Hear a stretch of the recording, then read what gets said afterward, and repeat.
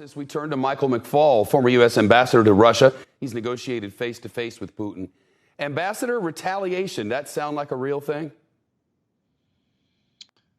Well, I'm not going to contradict the director of the CIA, Bill Burns, somebody I worked with very closely in the Obama administration, and actually even before then, when he was working in Moscow in the 90s, and I was there with the think tank.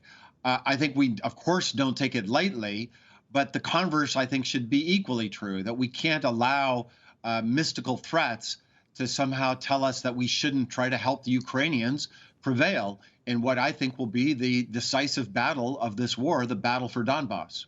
You tweeted today that the intelligence cooperation between the U.S. and Ukraine seems to be deep and effective, as you put it. On what are you basing that? Just, it's kind of incredible, isn't it, that so many generals have fallen, that the Ukrainians are doing well in terms of their hits. I was speculating, of course. I have no inside information. I'm not privy to secret information, but I was incredibly impressed with our intelligence in the run-up to this war. What we knew when everybody was saying, oh, they would never do this, they'd never do that. No, there was the U.S. government, and even President Biden himself said, no, they are going to attack. They got that right with 100%.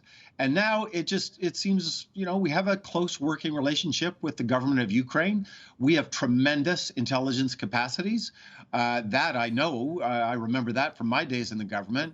And I just wonder, are we helping them in the fight in this war with intelligence? Of course we are, generally speaking, but I want to know the deeper truth.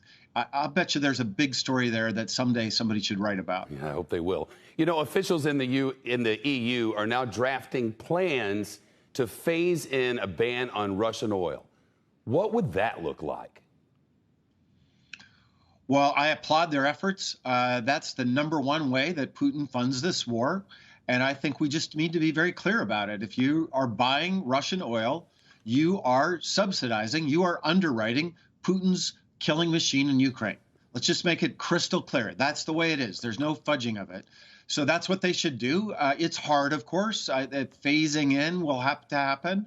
One can use import taxes, tariffs on that oil as a way to reduce the supplies.